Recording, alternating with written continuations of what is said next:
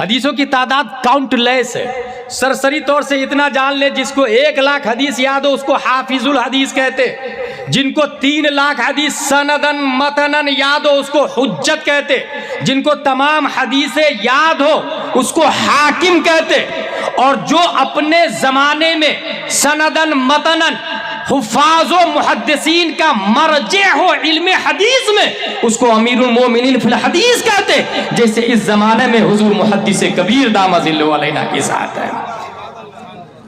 मरजे हुफ़ाज़ व मुहद्दिसीन। हदीस की तादाद मुस्नद अहमद इमाम अहमद बिन हम्बल को 7,50,000 हदीसें याद थी, थ्योरी ऑफ द प्रॉफिट। हजरत इमाम बुखारी को 6 लाख हदीसें याद थी और बाज़ाब्ता लिखी हुई थी मुसव्वदा में 6 लाख हदीसें। अबू दाऊद इमाम अबू दाऊद को 5 लाख हदीसें याद थी, इमाम मुस्लिम को 3 लाख हदीसें याद थी, लेकिन बुखारी में सिर्फ 2,761 हदीसें हैं, थ्योरी ऑफ द प्रॉफिट 2,761। बाकी हदीसें कहाँ गई? क्यों नहीं लिखी उन्होंने? जानते हैं क्यों नहीं लिखी? जिस जमाने में हदीस जमा हो रही थी ना, उस जमाने में लोगों ने कहा हजरत मेरे पास भी हदीस है, आइए ना लीजिए ना, मेरे पास भी हदीस है, आइए ना लीजिए ना। अब महीनों का सफर करके मुहद्दिसीन जाते थे, हदीस लेते थे। इमाम बुखारी 80,000 मुहद्दिस से हदीस लिया, 80,000 उस्ताद है उनके। आला हजरत लिखते हैं लेकिन जाने से पहले 70,000 मुहद्दिस पैदा करके गए हैं इमाम बुखारी रज़ी अल्लाह अन्हु। 80,000 हदीसें। मैं ये कहना चाह रहा हूं, उमर बिन अब्दुल अजीज ने हदीस जमा करवाई, लेकिन हदीस में सही भी आ गई, ज़ईफ भी आ गई, और उसी जमाने में मौजू हदीस का चलन भी बहुत खूब चला।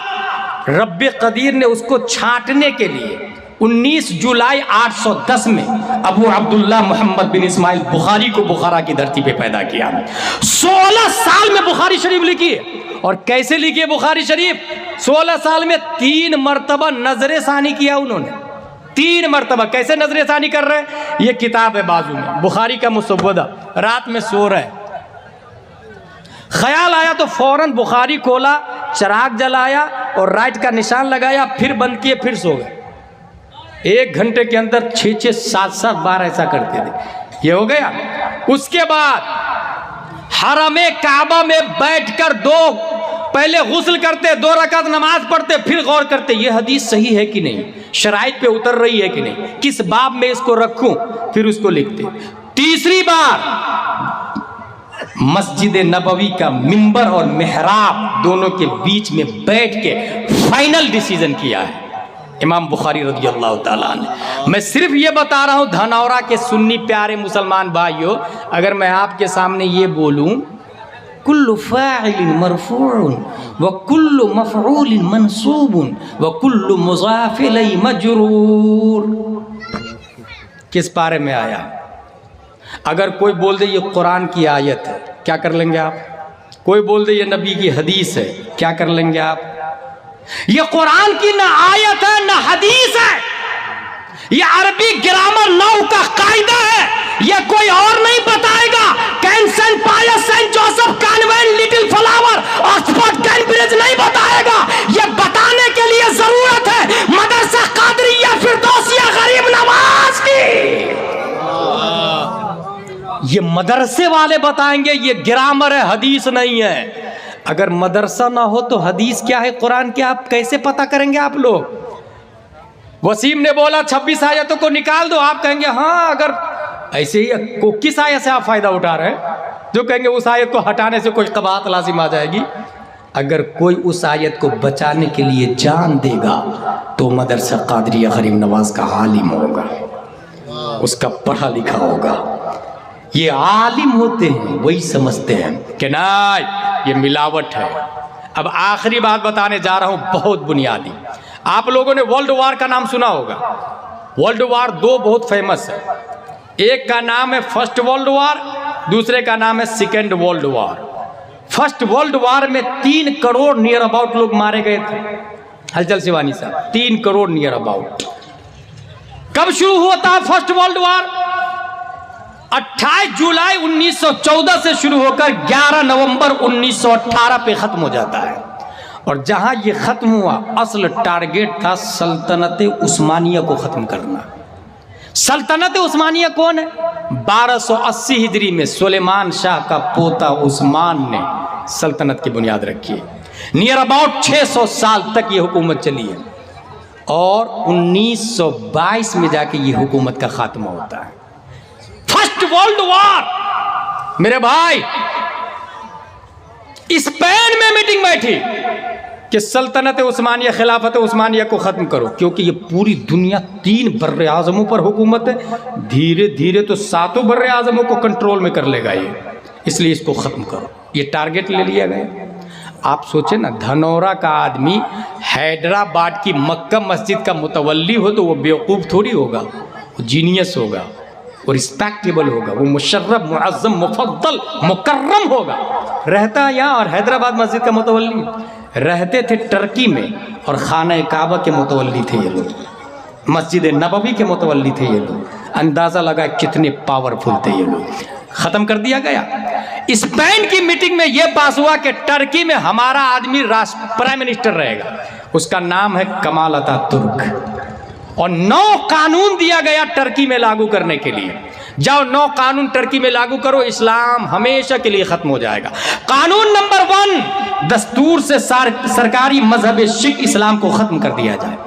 पहला कानून याद रखिएगा, बायलॉज जो बनाते हैं ना मस्जिद मदरसा का, बायलॉज में आपने लिखा कि इसमें 11 लोग होंगे सुन्नी, तो सुन्नी रहेगा। एक ने आके कहा हजरत ये भी बढ़ा दीजिए ना, मसला के आला हजरत वाला रहेगा, तो मसला के आला हजरत वाला। 100 साल के बाद कोई फिरक़े बातिला कब्जा कर लेना, सुन्नी का एक बच्चा अदालत में केस करके उसको जीत कर फिर से सुन्नी से उल अक़ीदा में कन्वर्ट कर सकता है। ये भारत का संविधान बोलता है, कॉन्स्टिट्यूशन बोलता है, इसलिए नियम ही से खारिज। एक बात आप लोग को पता है, सुप्रीम कोर्ट ऑफ इंडिया में पहले कौन बैठता था पता है आप लोग? मुफ्ती बैठता था भाई, मुफ्ती साहब बैठते थे। अगर आज वही निज़ाम होता तो हुजूर ताजुल शरीयत सुप्रीम कोर्ट ऑफ इंडिया के मुफ्ती होते, उनके बाद हुजूर मुहद्दिस कबीर होते और हम उलमा वकील होते, बड़े बड़े पोस्ट पर। खत्म कर दिया गया। टर्की में पहला कानून लागू किया गया। दूसरा कानून, मुल्क भर से दीनी मदारिस खानकाहों पर पाबंदी लगाओ, मजहबी तालीम पर पाबंदी लगाओ। देखिएगा मदरसे को कैसे टारगेट किया है। तीसरा कानून, औरतों को तमाम मामलात में मर्दों के बराबर करार दो, पर्दे पे पाबंदी लगा दो। मर्द औरत दोनों बराबर है, दोनों गाड़ी चलाएंगे ना, दोनों जॉब करेंगे ना, ओके। और इस्लाम क्या बोलता है? कबूल है, कबूल है, कबूल है करने के बाद नानो नफका, खाना पीना, कपड़ा, सोना, मकान, सब कुछ मर्द पे वाजिब हो जाता है, औरत पे कुछ नहीं। इसलिए उसको कमाना नहीं, खून पसीना की कमाई मैं लाऊंगा, घर की रानी और जीनत बन के आप घर में रहें। ये निज़ाम, इसको खून करने के लिए ये तीसरा कानून टर्की में लगाया गया। चौथा कानून, यूरोपीय लिबास पहनना, नंगे सर रहना जरूरी करार दिया जाए। कोट पैंट टाई पहनेगा सब, कुर्ता पजामा टोपी कोई नहीं पहनेगा, जुब्बा मामा कोई नहीं पहनेगा। पांचवा कानून, पीरी मुरीदी पे पाबंदी लगाओ, मज़ारों पर पाबंदी लगाओ, दुआ मांगने पर पाबंदी लगाओ। मेरी पूरी तकरीर है ये 9 कानून पर, मैं सिर्फ शॉर्ट में बता रहा हूँ। पीरी मुरीदी पे क्यों पाबंदी? क्योंकि अबू बकर नबी के मुरीद थे, ये यहूदियों को पता था। अगर ये सिलसिला जारी रहा तो फिर से कोई नाइब अबू बकर पैदा होगा। मज़ारों पे पाबंदी लगाओ। क्यों मज़ारों पे पाबंदी लगाओ?